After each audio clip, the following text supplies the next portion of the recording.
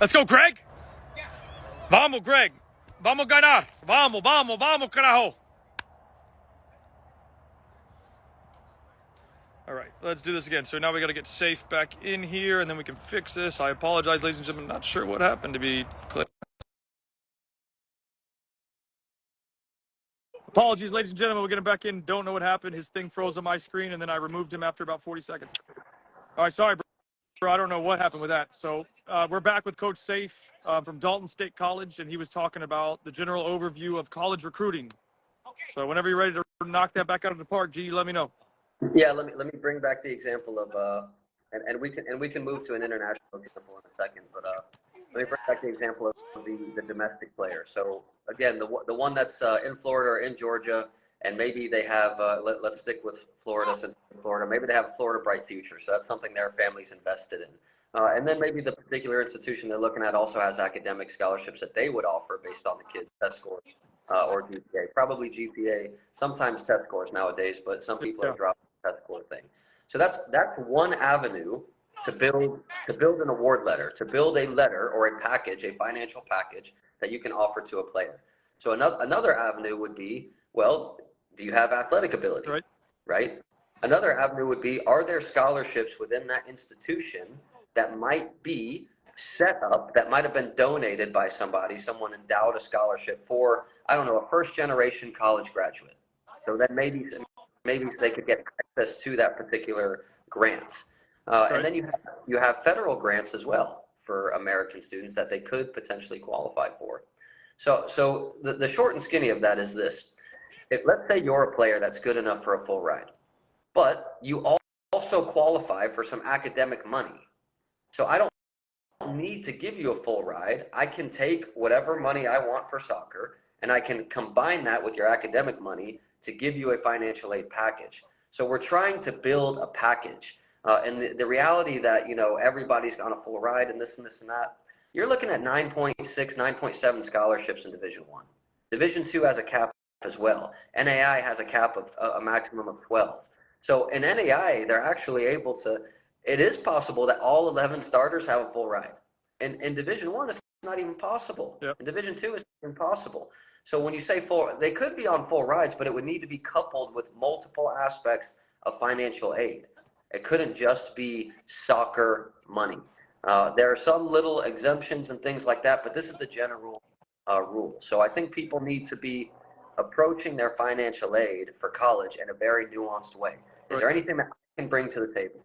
What do I bring to the table academically? Are there any grants in my community that I can get? I had a kid one time. He had a grant from his local credit union.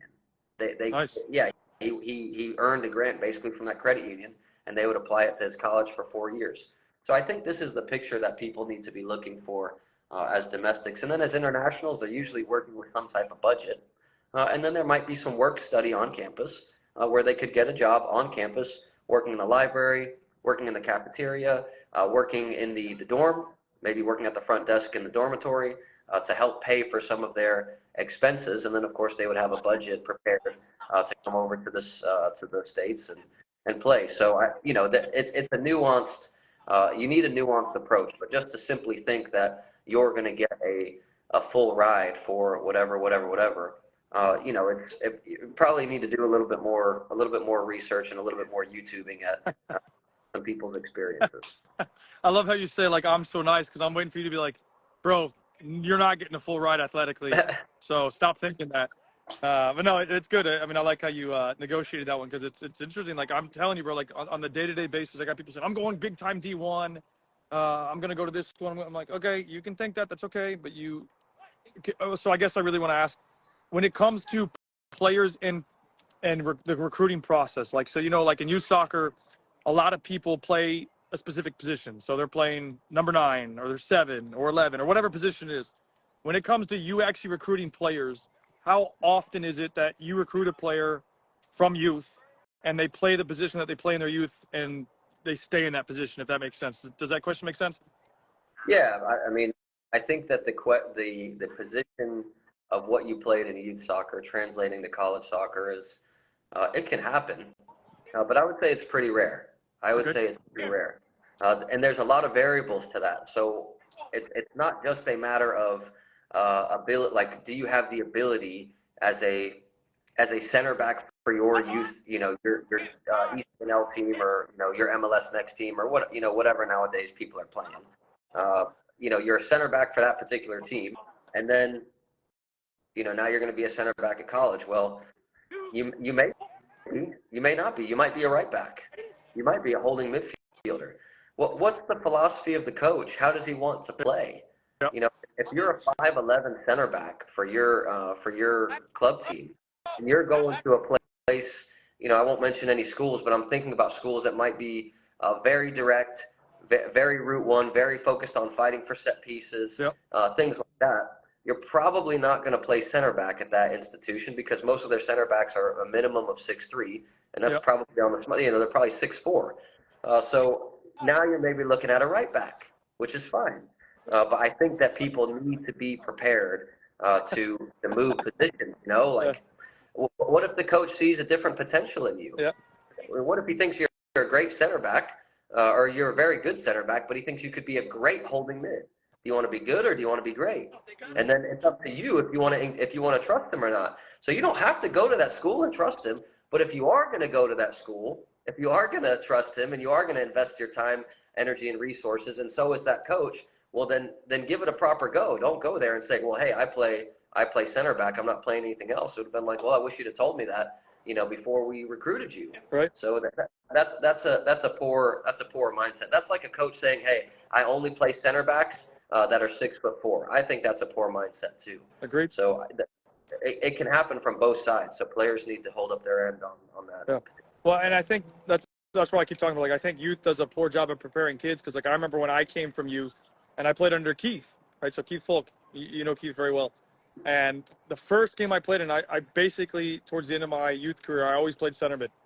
And then go to Keith, and he's like, okay, first game you're playing right back. And I looked at Keith, and I'm like, I'm not a right back. He's like, do you want to play or not?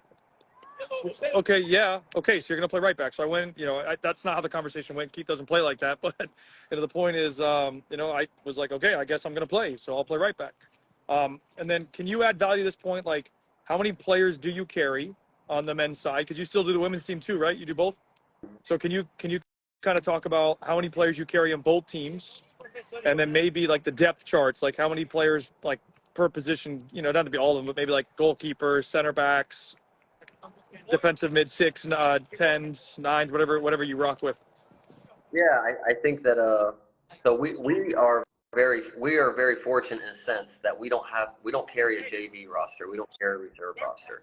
I think the majority of your schools, especially if they're a private institution, are going to have a JV roster. So it's really important to make the distinction of like, hey, am I going to be on the reserve roster or am I going to be on the first team roster? We only have a first team, but we carry about 30 to 33.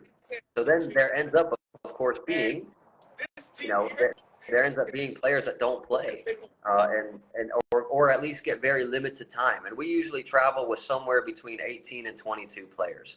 If we're going to play 2 games, we like to bring 24. So there's always a handful that are not traveling or a handful that are missing out for whatever reason. And then when it comes down to positions, I mean, this is part of why this is a personal philosophy for me. Not every coach is like this. I really enjoy recruiting players that can play a minimum of 2 positions. I really like recruiting players that can play 3, because you get, it's difficult to have 3 excellent players in each position, but I might have, let's say, two right backs that are very good. And then I might have a right winger that is also very good at playing right back, or I might have a center back that could very easily, that's on the bench maybe, that could very easily slide into right back and put in shifts and do really well.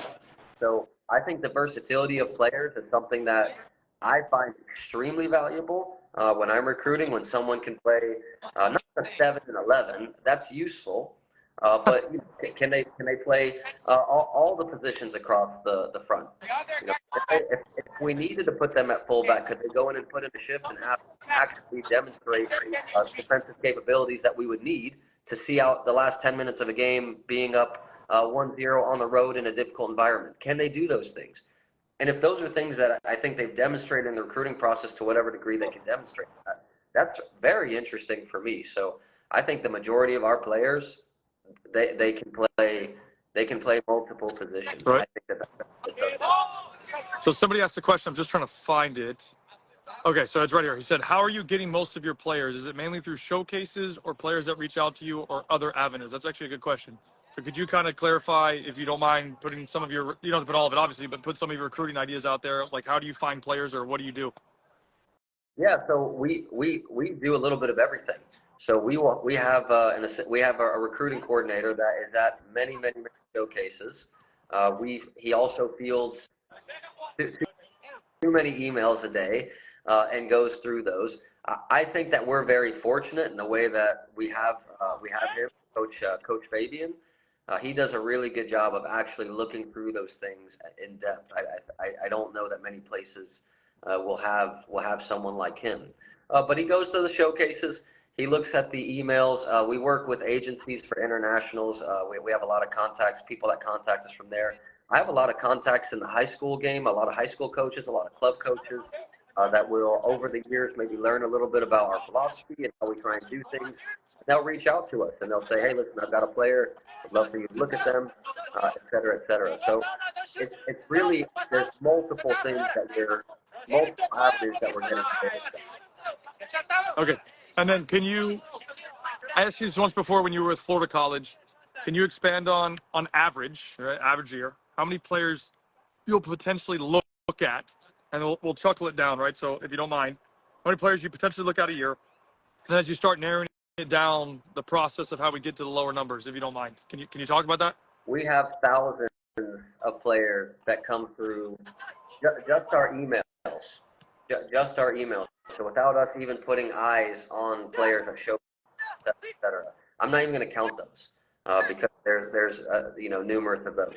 Just the people that come through our emails a year is thousands of players. I mean, there are lots and lots and lots of players. How many we actually will engage in, let's say, a Zoom call? Because that's kind of our what would be our next step after some email exchanges. There might be some emails back and forth, and then once we decide to get more interested in somebody, we set up a Zoom. Then we'll do something like this, where we might sit and actually talk and figure out a little bit about them. So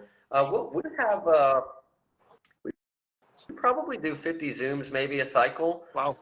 And maybe, yeah, we probably do 50, and most of those don't end up being people that we actively recruit. But let's say that there might be 20 from those that, if we're fortunate, there's 20 that we think meet the profile, and then maybe 10 that we actually offer. So wow. that's kind of the way that it looks. So it goes from thousands really quick down to a small number, and then really quick down to another number. But again, it depends on the philosophy it depends on your playing philosophy, and really just your coaching philosophy, and what type of player you're looking for on the field and off the field. Okay. So then that will lead me to my next question. Okay, so like every single year that you're going to be graduating the X number of players in certain positions. So when you do your recruiting, do you recruit for a position, or do you recruit a talent? Like, you see a kid that's potentially a good fit, or what? Because somebody asked a question like this. I'm just trying to think of how to paraphrase it a different way. But how do you go about, like, if you know that you need a number 9, how do you go about that actual, if you can, how do you go about specifically recruiting the position because of a cycle of years? So that's a really interesting question, and I'm going to try and answer it in an interesting way. So Sweet. there are more types of number 9s, but when we say a number 9, that's a really general concept. Very general. So it depends on what kind of 9 we're looking for, and that will depend on what the other types of players are in our team. There you go. Because, if we have players that we think will link up with that are very crafty, that are good at keeping the ball, they're able to create chances, and we really just need a guy that is in between the sixes and in between the post all the time and will finish. Well, then maybe we're looking at more of a target finisher, a target 9 that can finish. Now, maybe if we have players where we're trying to play on the break more this year and more on counterattack, okay, well, that's a different kind of 9. We're not really looking for a target 9. So the type of 9 we would be looking for would be dictated by the other players that are in the team that might still have a year or 2, maybe even 3 years left of eligibility. Okay. So it's actually quite complicated because you need to kind of pull up your depth chart, and the kind of way we do it is we have the tactics board, and we'll put out our lineup, and then we'll say, okay, who do we have in each position that can play in all these positions? Then we might put their seasons of competition or their years of eligibility that are remaining left, and then we might say, okay, let's list our top 5 needs. Sometimes end up in a situation where you're like, you have a center back, pure central center back, guy that's been playing central center back, et cetera, et cetera, et cetera. But that's pretty rare. It usually goes back to what we talked about earlier, with somebody that can do multiple things, check multiple boxes. And I have to say, most of the boxes they're technical and tactical boxes, but the mentality boxes are massive. Gotcha. That makes sense. Okay. So, yeah, and I knew that was going to be a pretty open-ended box of a question because, I understand what you're trying to say, but most people don't. So it's interesting to hear from your perspective that, that, your team might not be as strong or you have to play a certain way to get results. This next question I want to ask you is how do you, or I should say, what's a way that a potential recruit could stand out for you from a context standpoint? I think his name was Johnny. I'll never forget that kid. I don't know what he's doing nowadays, but his disposition toward the game and his disposition toward people in general and the things that he was doing. Yep. That's an immediate way for people to stand out. And by the way, that carries through even when they're here. So like sometimes people have and I think a lot of people have the idea that the dream is to get there. That is clearing the first hurdle. The dream is to stay there and be successful and continue to grow there. Right. I think that's the dream. And I talk about this with players all the time. Like they want to sign a pro contract. I'm like, you want to sign a pro contract or you want to be a successful professional? Because those are two different things. Big difference. Yeah, they're completely different things. So what I'm looking for, whether it's a recruit or whether it's somebody that is here, is the small things. How do they carry themselves? Do they greet everybody on staff when they walk into training? Do they greet their teammates as well? What are they doing when it seems like nobody's watching? I think those things are really important. That's why I like to pop in, and I certainly did before, and I still do, by the way, sometimes pop in on occasion to high school games, and I won't, unmarked, let's say, I won't be wearing, undercover. And, I might have a hat on and I might go stand on the fence. I might not even walk into the stadium. And I might just see how somebody interacts. And then the other thing I like to do, 100%, the other thing I like to do is wait around after the game. And as they're walking over to their parents, I love to see that interaction too. I think the way that a player treats his parents, if they treat their parents like gold, I think that you're going to be, as a coach and the teammates, I think will be in good shape. Right. And you'll have a chance to create the culture that you want. So I would say be somebody that is a culture guy. Be somebody that is willing to push the bus, not just willing to get on the bus and ride the bus. Well, you want leaders. Yeah, I think that there's a variety of forms of that. So it's not like you have to be the commanding this and this and that, but like, can you lead in other ways? Do you lead by serving? Do you lead by example? Do you lead by command? How is it that you do that? So those are things that we're adept to looking for. That makes total sense. So that'll kind of relate to the next question. When you recruit a player from youth to college, and they come into your environment, do they typically struggle or do they adapt quickly? Because that's a question that somebody sent me a message on a second ago. How is the adjustment that you see from kids coming from the youth level to the college environment? How quickly do they adjust, or is there a time frame that again, everybody's different, I'm sure, but is there a typical window of adjustment period, let's call it, from your experience? There's definitely an adjustment period, and it is different for everybody. I would say that one of the most elite players, a true freshman. So we're not like, if we could talk about the guy that's 22 and has been playing at a really high level, like that guy can adjust faster. Right. I think the fastest I've seen a true freshman who is So true freshman, just to make sure everybody understands, is an 18-year-old or 17-year-old kid fresh out of high school. Fresh out of high school. the fastest I've seen a kid actually adjust to being really, to actually making an impact was probably a month and a half. And that was that. Yeah, halfway through the season. Yeah, half the season gone, and that was the fastest that I've ever seen, and I've only seen one. Wow. And it took a month and a half. Now, yeah, a month and a half to really, really, really make an impact. Now, I've seen a few others come in, and they're able to be at the level, let's say, they're able to play. They're able even to start. I've had some freshmen. I have a freshman from Orlando, Zach Perry. He's a fifth-year senior now, and he's getting ready to graduate. He came in as a freshman and started and played pretty much 90 minutes every he still does, so he's a rare example, and there's only one other in mind that I think has made a real impact early on. But most of them, it takes, it usually takes kind of growing into it over the season, getting adjusted to the intensity, and the fact that you're doing this every day. It's not 3 nights a week. It's every day. It's not 3 nights a week. Oh shit, that's funny. Yeah, well, for the coach it might be different, but yeah. Well, the funny thing is, you say that, right? So, like, I'm at practice tonight. Perfect example. I got an older group of boys. They're 07, so that's I don't even know. I do it by birth year now, but let's say U16, U17. We're supposed to have 20 on the roster. We have 7. So just imagine, like, okay. So I want to ask you this question first, and I'll come back to that one because it's a good question.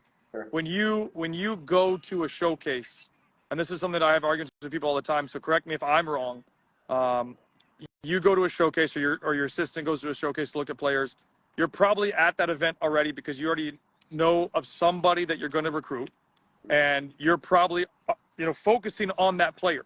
And I think a lot of people get the confusion of, if I play in these showcase events, I'm going to get seen, even if they've never contacted you before. Yeah. So is that realistic, or what? Am I hitting the nail on the head, or where am I at with this? Yeah. No, I think you're right. I think that what players should be aiming to do, and some players do this, the majority of the players at the showcases do not, but there are a handful that do. Yeah.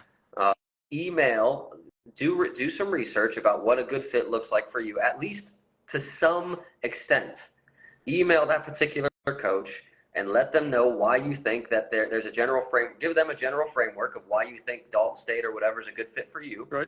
Let them know, give them your schedule, where you're playing, what time you're playing, and leave your video. And if they like some of the things in your video, if they're going to that showcase, they're going to have a list. We're going to have a list of players that we already know we want to see that day.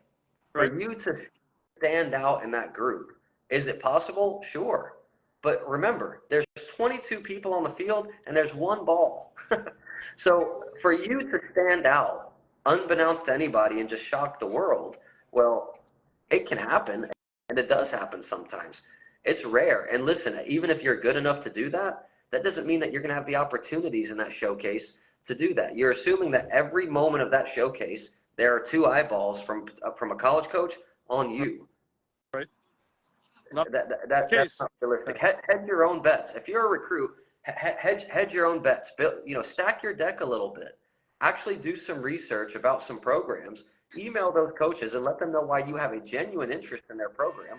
And maybe you will get at least one coach looking specifically at you for a 20 or 40-minute period. And if they're really interested, longer. And we've had that, but I don't know of. It's pretty rare. I'll tell you one time that in 10 years. 10 years. One time. Yeah, in 10 years. I went to a showcase in Tampa, and I was recruiting a particular player, and we had already committed him, and I was going to sign him. So I went to his game to meet his family, see him again, and just kind of support him. And he had a teammate that I really liked, and he was from Fort Myers. I think it was Lee County Strikers. This was a long time ago. He had a teammate that I really liked, and that teammate I ended up recruiting. He ended up playing for me for 4 years, and ended up captaining my team for 2 years, and did an amazing job. So that's 1 out of 10 years where something turned out to be the Cinderella story and the happy ever after. Don't try and be that. Like I said, stack your deck and hedge your bets. If you're good enough, then make sure that people know that you're good enough in a variety of ways so that you can make an impact for yourself and for that program. Okay, so just to recap that, just because there's people coming in and out, or people didn't understand. So if you want to play college soccer and you go to a showcase, that's a good first step. But if you are not in contact already with the coach or coaches, the chance of you getting the Cinderella story of getting picked up by somebody is extremely lower than 1%. I think that's fair to say. It's extremely low, and I'll give you one more way to look at that. And I'll kind of flip the question to the high school and the kids that are the recruits, the kids that are looking to be recruited.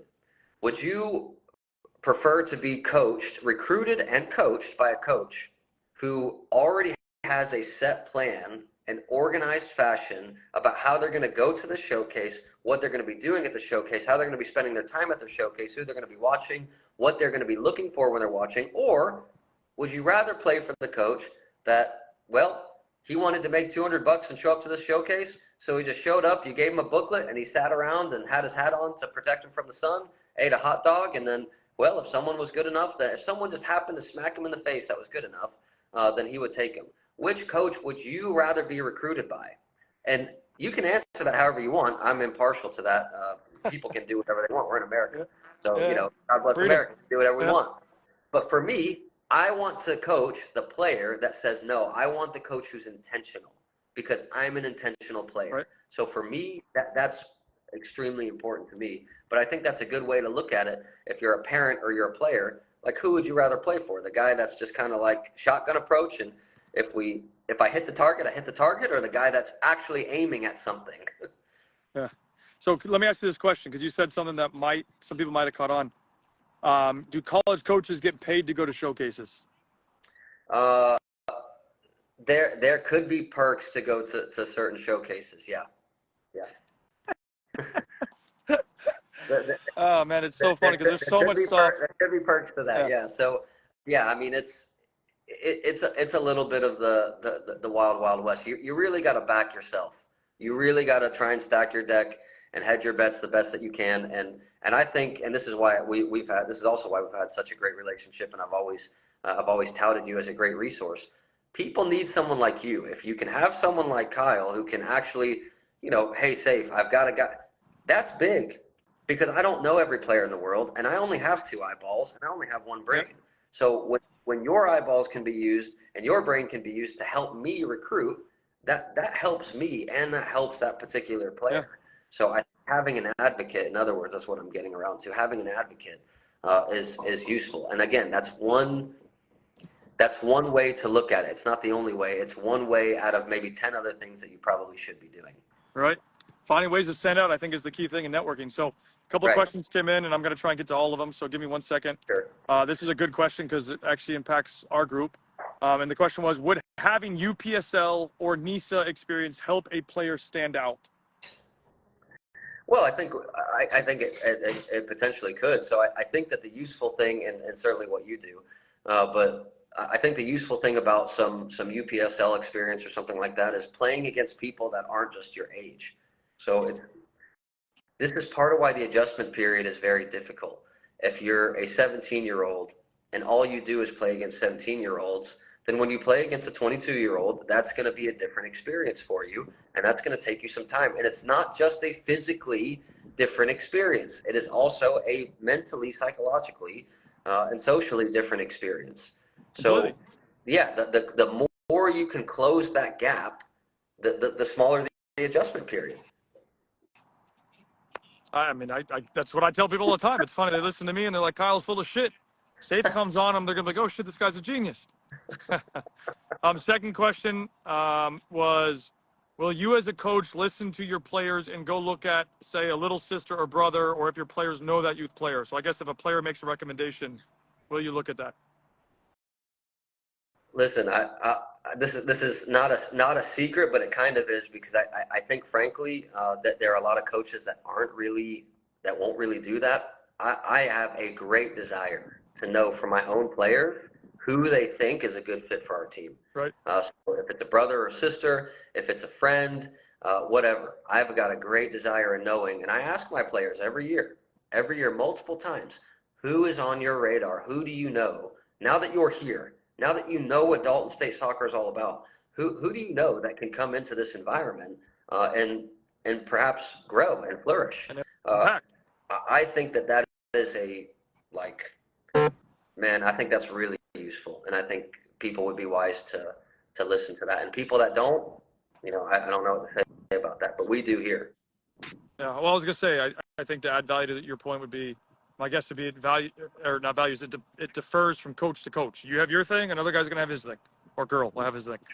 Sure. So, some question that came in: what percent of recruits are from club versus high school? Uh-oh. I don't even know like what the you would have to tell me about this. What's the current status of how many players that are playing club are allowed to play high school, and how many kids that if they do play high school they're kicked out of their club? Like, I don't know where that is now, but I know that was a big feud when I was back in Florida a few years ago. Problem is, it's only getting bigger. There's a bigger divide now because there's more youth leagues that are trying to cap on the let me get you college exposure, which I'll hop on a different day. But like, there are some leagues that will say, hey, you can't play high school, and vice versa. A lot of high school guys will say during the high school season you can't play club because they want to, which I understand, they want to be focused on. So it's hard though. I mean, my argument, and if you want to add values or if you want to add your point, you can. I always tell people, like, look, don't expect high school to get you recruited. If you're using high school as your route, you're probably not going to get recruited. Club soccer, right or wrong, is where you're probably going to get the best chance to get recruited because of showcases and potential connections. But I think the level for high school is so probably the best word to use is diluted. Like, I coached high school for 3 years. I coached girls, and we only had 3 competitive players, which I think is always going to be a challenge. One, and then two, are there exceptions to the rule? I think you talked about this before. There can be exceptions to any rule. And you're going to have certain programs that maybe are high school residencies where they can churn out talent. I mean, that's just the benefit of having a residency program. But I think, and this is, again, my opinion, the average high school program won't get kids recruited on a significant basis. Yeah, So you're right. Let's say the standard, the kind of the standard, better word, operating procedure would not be that high school is going to be your best avenue for recruitment. This is why I like high school soccer. I think it's a great place to like represent your school and to play with a tremendous amount of passion. Yep. That you're tied to more than just the football. Like, it's a place that, I mean, perhaps maybe your parents went to school there. You have teachers there that you care about. Your friends go to that school, even if they don't play soccer. You have friends that are going to come to those games on Friday night under the lights and, get a pretzel and watch your game. So I think that that's a really cool thing to do. If you can play high school soccer and enjoy that, and listen, give it a proper go. I'm not saying, just have fun, but give it a proper go and enjoy it. As well, but yeah, I think you're right. I don't think it's a standard operating procedure for recruitment purposes. Yeah. Well, and somebody made a comment that club is diluted. I don't disagree that club is diluted. I think club soccer is completely diluted. I'm in the business of the day-to-day. It's terrible. But that's why, if you don't mind talking about this, Safe, internationals, how many do you have? Is it more than 50%? And why do you recruit international compared to a domestic player? Yeah, and I'll just say on the club diluted thing, like obviously anything can be diluted. What I would tell people is that it's about relationships, and I made the point earlier about like having an advocate like Kyle, for example. It doesn't matter if you're playing UPSL, you're playing high school, you're playing club, you're playing futsal. If you call me, I'm taking your call, and I'm taking whatever that player is very seriously. Right. It's going to be about relationships. I think that's an important thing to know. And then I'm sorry about the international player. You said what was your question? So, like, what if you can share? What is the percentage of players that you have on your roster that are international versus domestic? And then why do you recruit internationals? So I think that we're in between both. I think we're a little bit unique. So I'll give you an example on our men's team. We have several. When I say several internationals, probably right around several. But our starting 11 is probably, I'd have to think about it, but it's probably 6 or 7 U.S. citizens, and 4 or 5 internationals. I think that that's very rare. And last year, when we made the national quarterfinal for the entire country, and we were number one in the country for longer than anybody in the country, we had, I believe, either 8 or 9 of 11 starters were U.S. citizens. Wow. That is the exception. That is not the rule. Generally speaking, internationals are dominating the rosters, and I understand that could really be frustrating to, especially a parent that's trying to bring their kid through the levels and things like that. But I think part of why this conversation that we're having is so important is because these are the things that might start to define whether you take a chance on an 18-year-old and that they might develop quickly, or you just go and get the more experienced player. Yeah. I mean, what would you do if you're the coach? Now it comes down to philosophies. For me, I really enjoy the idea of working through a process. So I love the idea of having an 18-year-old that is going to work through the process and spend 4 years here and become a dominant player, et cetera, and help build the culture or maintain a culture, et cetera, et cetera. But that there are others like me, but there are fewer and fewer of those, I think, as we continue to go and as internationals are able to get over here. But I think that your disposition toward work, just your work ethic, man, I think that is a huge reason why people, that's one of several reasons why people might go international. Very few people are coming to this country to spend money to come to the United States to play soccer, to not work hard. Are there some? Yeah, I mean, trust me. There's some international players that I've had. Surprised by, that are really lazy, but most of these that they're in a new country, they're coming to get an education. Maybe they're being offered something here that they can't get back in their own country, which is probably the case because college soccer is very unique to the United States, that you can get an education and play at a really good level. So I think you have to build yourself as a player from a holistic perspective. If you're just going to say, I'm going to be a number 7 for you that can cut inside on my weaker foot and just smash the ball to the upper corner, okay, well, you're going to have to be able to do that really well at the collegiate level at least 15 times a year to be taken very seriously. And that's going to be a very difficult task to do, let me tell you. We're 3 in the country right now, and I think our leading goal scorer is 11 or 12 goals. Now, we've got them spread out. Lots of people have multiple goals. But I think that's more of a realistic view than it is like the one guy that is just bagging 15 goals at 18 years old. It's like, I don't know who that is. Right. I don't know who that is. Man, I wish I could get people to understand like what it actually looks like. And then, like I said, people always think they're going to go D1 and they're going to go to college and they're going to whatever. And they think people are going to come watch them, and they don't have the realistic expectations. And like you said, it's becoming, unfortunately, more and more international. But I understand why. Like you know this. I'm in the day-to-day, and the kids in youth soccer, unfortunately, even at the top levels of youth soccer, they don't know what it actually what the requirements are, what it looks like, how the environment works. Like the last thing I want to ask you, because I don't want to take too much more of your time, we can do another one, I'm sure, in the future. What does your day-to-day training environment look for the players at Dalton State? Well, I mean, that's really open-ended. I think that it just depends on what kind of cycle we're in. So if we're in preseason, it's probably more establishing the culture and the way that we want to play, the way we want to attack, the way we want to defend, and some of our philosophies, helping ingrain some of those philosophies on the training pitch, but also in the film room, on the tactics board, et cetera, et cetera. If we're in the cycle that we're in now, which I would say is like the extreme competitive cycle of the business end of the season, where now we're getting to the playoffs here, then yeah, we're training to win, and we're looking at the opponent very specifically, and we're putting together little nuances in our approach to how can we expose this opponent with the things we're doing. So that's the cycle that we're in right now, where we're spending a lot of time tactically working through how we might expose the things that we do really well and expose the things that they don't do very well. So that's a very big shift from like the more like at the beginning where it's like, hey, let's train, let's teach you, let's teach you, let's teach you, Yep. and then we get to the part of the season where it's like, let's execute, let's execute, let's execute. Right. It's strategy. Well, it's funny, bro. Go ahead. Sorry.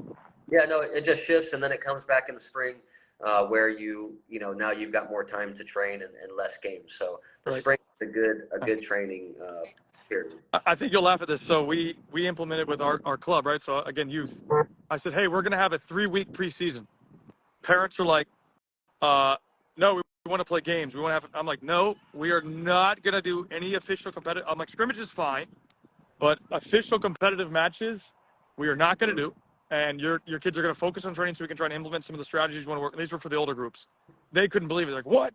No tournaments? And I'm like, no, we need to prepare the kids for what they're getting into for the season. And they're like, why would you do that? And I'm like, because you want to know what the next level looks like, right? Yeah, but we need it. And I'm like, it's a constant battle, bro. It's nuts. So I'm glad to have, somebody at your level who's one of the best in the business in the country, in my phone book that I can say, hey, listen, can you relay value to this and bring to the forte what actually happens? Because I think this is one of the biggest misconceptions from youth to the next level, the college system and whatnot, and people don't understand. They just don't get it. They just don't get it. It's frustrating, bro. I can't lie to you. It's extremely frustrating.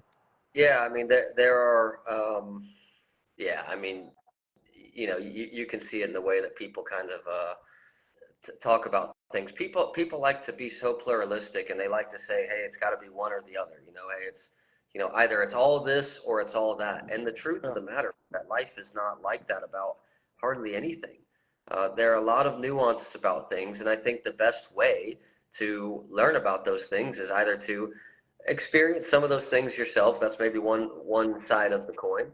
Another side of the coin might be to have somebody like you that has the experience as well, that can deliver a different type of experience. Yeah. And then the other side of the coin might be talking to someone who's actually doing it, someone who's actually coaching the players, and like we're doing here, and recruiting the players, and say, then you have at least 3 different perspectives that you can combine and come to an educated opinion. But I think when people just think things, I call it low resolution thinking. And I think that when you hear what people say and you read what people type and things like that, you hope to see a high resolution picture, or a serious effort to critically think, even if they're wrong, at least a serious effort to critically think. Right. I think that people, they have their opinions, and, sometimes they're just wrong, but. Right. Well, they're going to find out the hard way when it comes time and they don't go somewhere, right? So that's how it's going to work, unfortunately. Then it'll be your fault. Well, actually, I've had people blame me for that, so I get it. I'm like, look, I can't control where your kid goes. It's up to you and the kid. And then that will be my actual last question. I'll let you go if you don't mind. And the question is, it's really a 2-parter. One is for the recruiting process, who's in charge, parents or the player? Well, I mean, the player should be in charge, and the parent should be guiding when they can. I do think it's important for parents to be involved. But that's very vague, right? The word involved. What does that actually look like? So some coaches have said, and again, you're getting my take on this, right? So the recruiting philosophies for different people vary. Right. Some coaches will say, listen, I'm not recruiting the parent, I'm recruiting the player.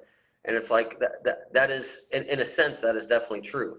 And ultimately, the players, the one, we just got on, we just drove 6 hours to Mississippi for a game. We're going to be in a hotel tonight, and then we play tomorrow, and we go 6 hours back. I'm spending a lot of time with these student athletes. So I want people around me. That's why I'm recruiting the student athlete. I want to recruit somebody I think will do well and that I'll enjoy being around, and they'll enjoy this culture that we have here. But like I said to you earlier, the way that the parent is involved, the way that the player engages their parent about these things, I think is important too. And I'll give you, let me be a little more specific to try and help some of the parents.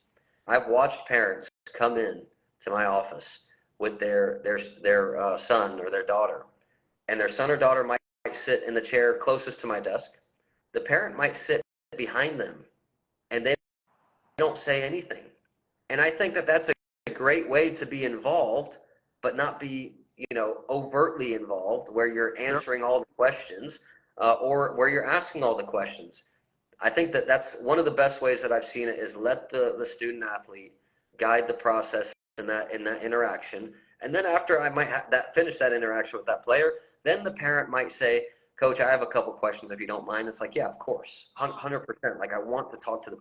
Personally, I want to talk to the parents. I don't think that that's common, by the way, but I want to talk to the parents. But at the end of the day, the player is the one that I'm going to spend time with. I need to know what they think, how did they come to that conclusion, all of these different things. I need to know that they can be able to head to Mississippi and play out, on a fall night against the team and take 3 points. Like I need to know, do they have the gumption to do that? Because their parents not going to play a minute, and frankly, I'm not going to play a minute in that game either.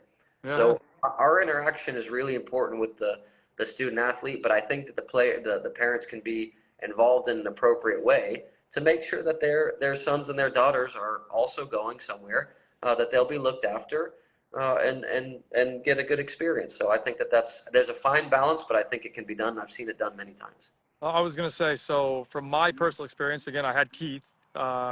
One guy tried to bring their parent in with Keith, and that kid was cut the next day, if the next day. So I think you have a very different way to look at that. And like you said, I think it's person to person. So I think I think you're the best in the country at college recruiting and being in the college game. So, I have, bias in that sense, but I think you have a different outlook than most people because you don't just care about necessarily winning. You care about the process and trying to do the right things for the student athletes to then be successful. So like, again, when I came up and visited your program, I didn't know what to expect, but I was like, okay, this guy's on to something completely different than anybody else. And I think that's why you've been able to have tremendous success, because it's not just about the result, it's about the journey. And it's the same thing that I tell everybody here. Don't just get locked up get locked up in the result of it. The journey's the grind that you got to go through. So people just don't get it, man. But I want to say thank you so much again. I'm sure we'll have you on another one because I think there's a bunch of people that can get value from stuff like this. And, I think you're doing something different by being a coach that's willing to have these conversations, and people need to know what the truth is and, value that type of stuff. So again, I appreciate it, bro. I really thank you for your time. Yeah, no, thank you. I'm really appreciative of everything that you said. I'm appreciative to know you and to work with you on this stuff and help people any way that we can. And yeah, it's that's what it's about. At the end of the day, it's about relationships. So I'm happy to be able to impact that in any positive way. I really appreciate it. Hey guys, and if you're on this call real quick, before you hop off, go check out his program, Dalton State Men's Soccer and Women's Soccer. He does both, actually. So he's really the GOAT. He can do both. I appreciate you, bro. I've got a lot of really good help here. I've got an excellent staff. Yeah. Well, you put a good program together. But I'll reach out to you. I'll have my brother connect so we can get back and visit you again, because that was awesome. Let's do it. You're the man, bro. I'll talk to you later. See you. See you.